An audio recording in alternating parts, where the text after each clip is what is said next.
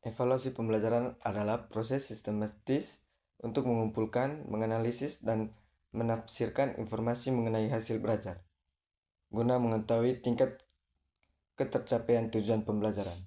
Evaluasi tidak hanya berfungsi untuk memberikan nilai, tetapi juga sebagai dasar pengambilan keputusan dalam memperbaiki proses pembelajaran, memberikan remedial, penggayaan, maupun menentukan keberhasilan belajar siswa.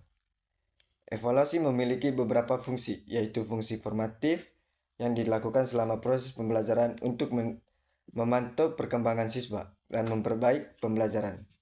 Yang kedua, fungsi sumatif yang dilakukan pada akhir pembelajaran untuk menentukan hasil belajar.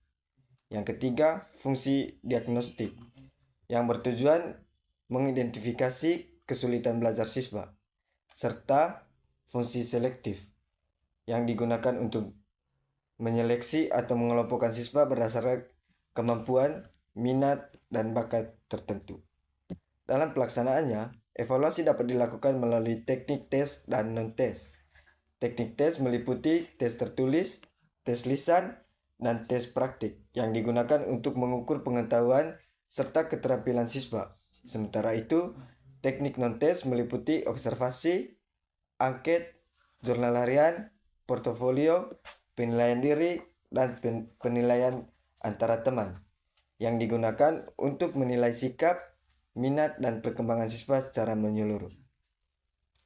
Agar hasil evaluasi dapat dipercaya dan bermanfaat, evaluasi harus memenuhi 5 prinsip utama, yaitu valid, mengukur apa yang harus diukur, reliable, hasil konsisten, objektif, bebas dari unsur subjektivitas, praktif, mudah dilaksanakan, dan mendidik, memberikan umpan balik yang membantu perkembangan siswa.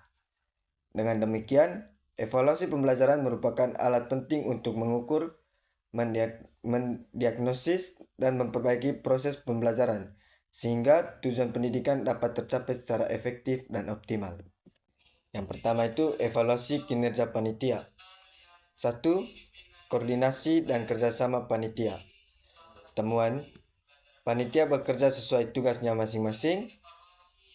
Kekompakan dan komunikasi antara panitia berjalan baik. Panitia sigap menangani kebutuhan lapangan. Analisis, kinerja panitia menjadi salah satu faktor utama keberhasilan turnamen. Pembagian tugas yang jelas mempermudah pelaksanaan kegiatan. Kelebihannya, kerjasama tim yang baik, respon cepat terhadap masalah lapangan, komunikasi antara panitia sangat efektif. Hal yang perlu dipertahankan yaitu kekompakan panitia, pembagian tugas yang jelas, tanggung jawab masing-masing bidang. Yang kedua, evaluasi tahap pelaksanaan. B. Evaluasi tahap pelaksanaan. 1.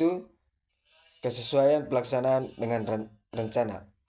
Temuan, turnamen berlangsung selama 12 hari sesuai rencana. Terdapat penundaan selama 4 hari akibat pelaksanaan cabang olahraga lain, yaitu line dance dan kickboxing. Analisis, secara umum, kegiatan berjalan sesuai perencanaan. Penundaan yang terjadi masih dapat dikelola, sehingga tidak mengganggu jalannya turnamen secara keseluruhan. Kelebihan, jadwal utama tetap terlaksanakan. Kekurangannya, adanya perubahan jadwal berpotensi mengganggu kesiapan peserta.